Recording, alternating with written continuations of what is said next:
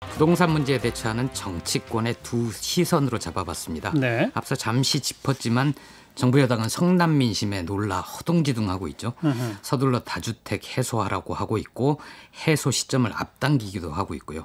청와대와 정부 고위 공직자들도 마찬가지입니다. 그런데 미래통합당은 부동산 공세에 치중을 하면서도 자신들 문제는 모르쇠하고 있습니다. 이웃집에 불이 났는데 불구경만 하고 있고 자기 집으로 옮겨 붙을지도 모르는데 그러고 있습니다. 그러니까 청와대와 여당을 향해서 다주택자 문제 있다라고 막 하는데 네. 자기네들도 다주택자가 많은데 그런 얘기 아니에요. 그렇습니다. 일단 이런 공세 앞에 청와대랑 여당은 납작 엎드리고 있죠. 예. 노영민 비서실장 앞에서 말씀드렸는데 이번에 다시 한번 돌아보고 엄격하게 대처할 수 있도록 노력하겠다 하면서 집을 팔았죠. 두 채 다 팔아서 이제 무주택자가 될 것 같은데 이 정도 했으면 좀 봐줘 이런 마음도 있을 겁니다. 하지만 끝나지 않을 것 같습니다. 세테크라는 공격이 계속되고 있고요. 이렇게 한번 어떤 정치적인 공세, 수렁에 빠지게 되면 좀처럼 헤어나기 힘듭니다. 예. 한번 무너지는 거는 쉽지만 다시 쌓기 어려운 게 신뢰 아닙니까? 예. 노 실장 외에도 청와대 다른 다주택자들을 향하고 있습니다. 거기도 몇 명 정도 있어요 지금? 예, 3월에 재산 공개를 했었는데요. 비서관급 이상 참모 12명입니다. 김종 비서 민정수석 포함해서 수석급이 4명, 나머지는 비서관들인데요. 일부는 또 이 두 채가 아니라 1.5채도 있다고 합니다. 부부 공동명의 뭐 이런 거? 맞습니다. 노영민 실장 이후에 정치권이 주목하는 인사는 김조원 수석입니다. 본인 명의의 서울 강남구 도곡동 아파트 있고요. 배우자 명의 송파구 잠실동 아파트가 있습니다. 민정수석은 업무 범위가 굉장히 광범위하지만 공직기강 확립 굉장히 중요하지 않습니까? 상징성이 있는 거죠. 네.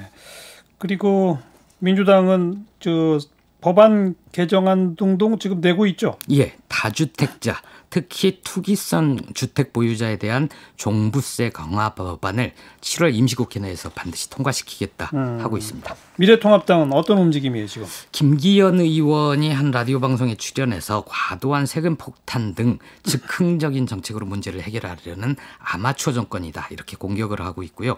시장 작동 원리를 무시하고 통제가 만능이란 사고를 갖고 있다. 통합당은 이번 주에 그 주택 부동산 대책 태스크포스 만들어서요. 정부의 부동산 정책 계속 문제 제기하고 대안 제시도 해보겠다 이러고 있습니다. 그 다주택 미래통합당도 자유롭지 않잖아요. 다주택자 의원들 비율을 보면 그러니까요. 민주당보다 적지는 않을 겁니다. 아니 더 많아요 확실히. 예, 그럴 겁니다.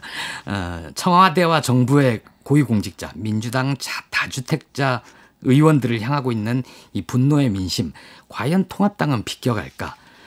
민심이 그렇지는 않잖아요. 당신들은 야당이니 집 여러 채 가져도 돼. 이럴 리는 없죠.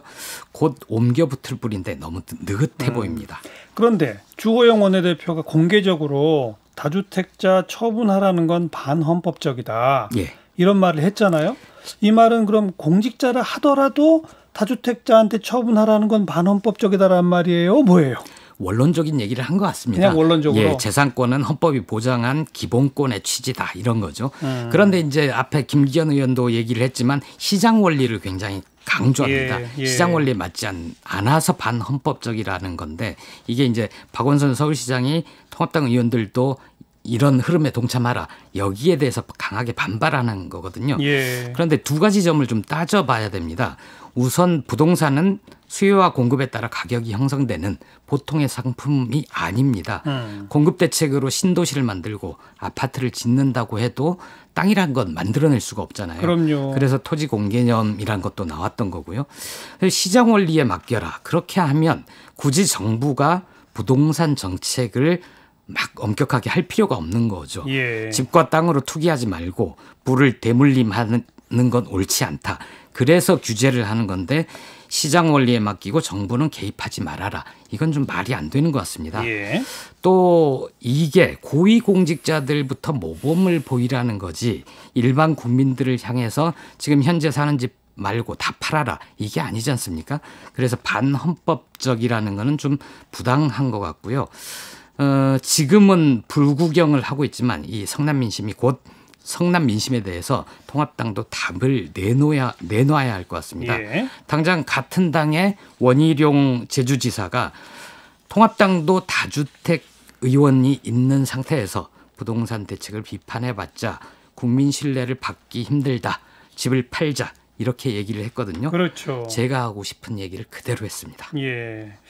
그러니까 이렇게 되면 여권, 야권 누가 더 집 빨리 파나 경쟁 이런 게 들어가는 건가요? 그럼 너무 좋지 않을까요?